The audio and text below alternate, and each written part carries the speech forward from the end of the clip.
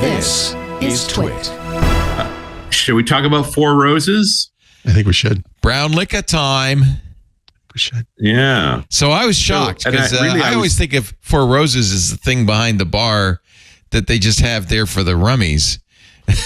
And you know why? There's a good reason for that, Leo. No, that's wild turkey. Well, okay, it's a step above raw turkey. Four maybe. Roses had. This is part of this. One of the reasons I want to tell the story is because that's exactly what happened to it. Four Roses was an old school bourbon. Started in 1888 by Paul Jones. That was when he got the trademark. Arguably, he was making it 20 years before that, and was originally made as a classic Kentucky straight bourbons. That's, as we know it, the 51% corn model that's become the standard for American bourbon.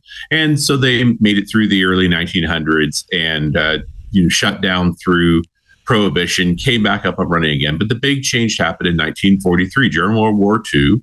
The Seagram's Company, which is out of Ontario, Canada, acquired Four Roses.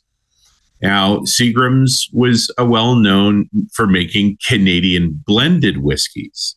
And so they started doing the same thing with Four Roses. Now, they had a good contract with the Kirin organization out of Japan. And so they continued to make the Kentucky bourbon the way they always had, on what they call the black label. They would ship that only to Japan. Kirin was importing it for Japan. And the rest of the whiskey they were making into various kinds of blends. And from the beginning, Four Roses blends through Seagram's were high-end or A-class blends. So when you're making a blend, what you're really doing is cutting with neutral spirit. It's not just stuff that's aged in a barrel because that's expensive. You add a certain amount of neutral spirit to it, although initially they were adding what's known as grain spirit.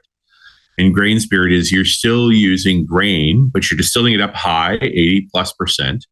And Seagram's, because they use so many barrels, they would condition barrels by using that grain spirit, put it in the barrel for 3 months, which preps the barrel for other uses. And then they would use that as their blending stock, which makes it a very good whiskey.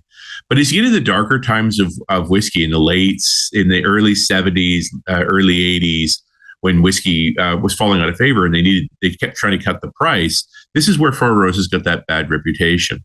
At one point, the standard Four Roses edition was only 20% aged whiskey. The rest was all neutral spirit. So it was kind of known as crap. Rot gut. Yeah. But you'd see in a brown paper bag in a gutter somewhere. Yeah. Because it was cheap. Yeah. So, but by 2000, Seagram's actually gets sold in a joint deal between Diageo and Pernod Ricard. It's a complicated story all on its own. And in that process, they weren't sure what to do with Four Roses. And Kirin, the company that this entire time has been importing black label Kentucky bourbon called Four Roses, says, we'll buy it.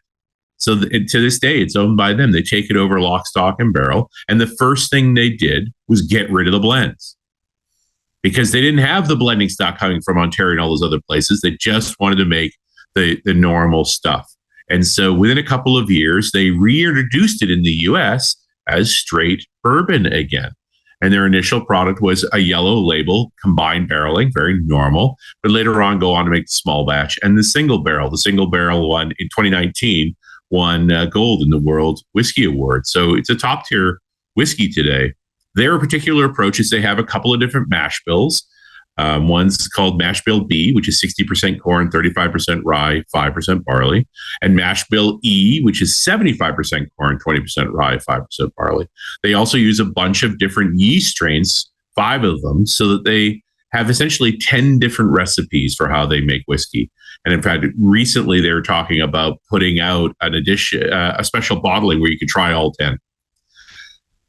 They do normal American bourbon distilling process. So they use a column still to raise to 66% from their 8% brewer's yeast. Then they use a pot still, which they call a doubler, but it's a pot still, up to about 70%.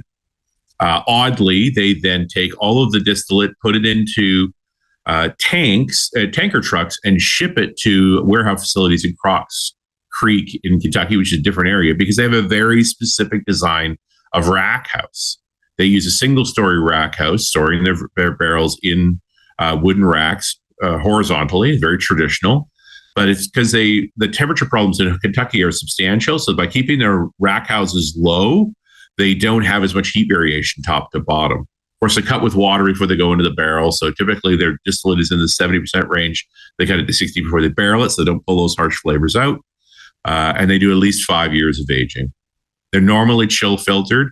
And again, for many years, they were taking the sets of barrels they were getting out, plus some older ones to get their standard yellow label.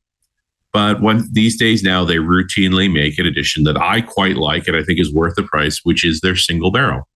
And that's typically coming around 57% alcohol, so fairly high, and about $100, which is a pricey for a bourbon, but this is pretty high caliber bourbon. Your basic yellow label can get down to $40, but if you're going to get something nice, get the single barrel. You'll be very happy with it. Wow, God, give them another try. Yeah, they come around. You just means you've been around long enough, Leo, that you remember the before times.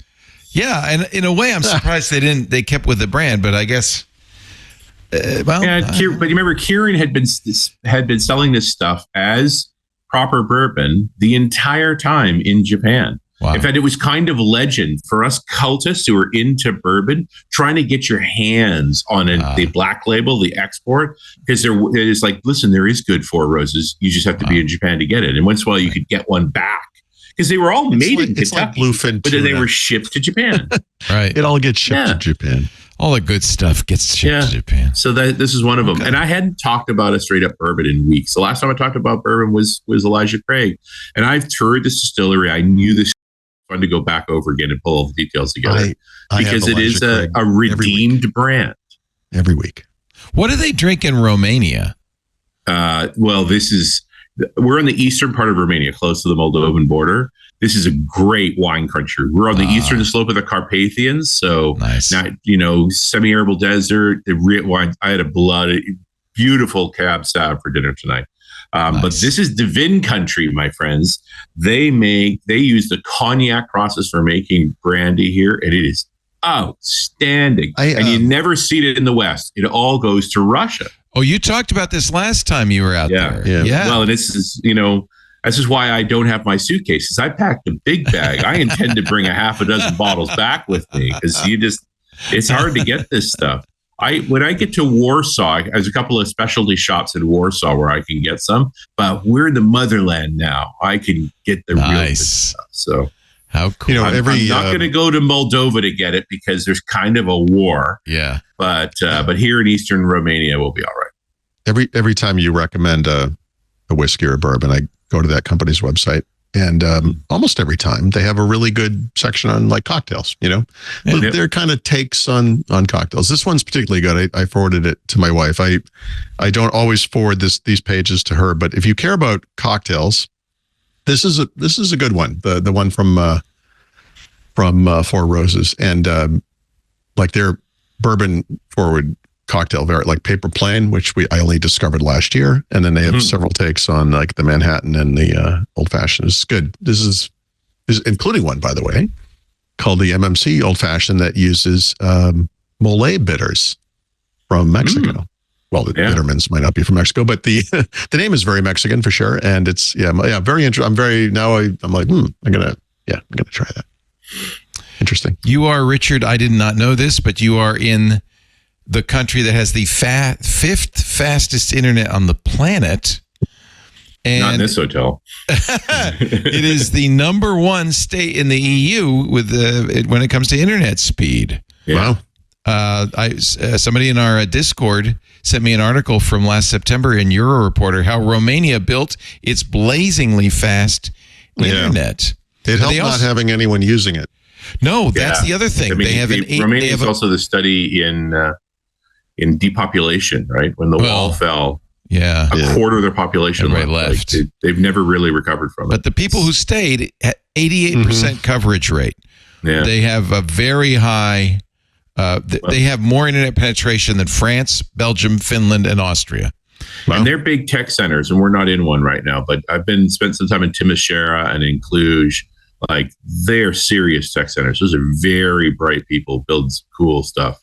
It's true in Estonia also. I think it's a really smart way of taking a backward economy that's been suffering under Soviet rule for decades and bringing it into the 21st century and making it a digital economy. Yeah, so the that's Estonians very much modernized. You do all your voting online. Yeah. They were also attacked by the Russians back as a cyber attack, nationwide, small nationwide. But still. Before we go, just a quick question for Richard. Do you know Chris Woodruff? Is that name familiar? Sure.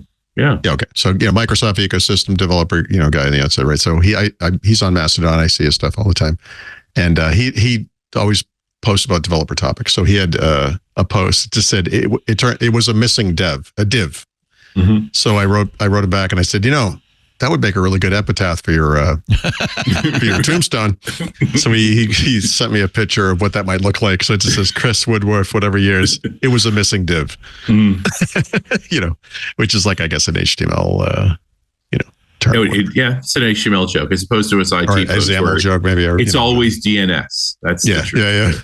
In the end, DNS got him. Yeah. Very nice. Boys, it's time to call it a day. Sun's gone over the yard arm. Time to pour us a little cocktail for Four Seasons cocktail. Yeah. For the MMSC Manhattan.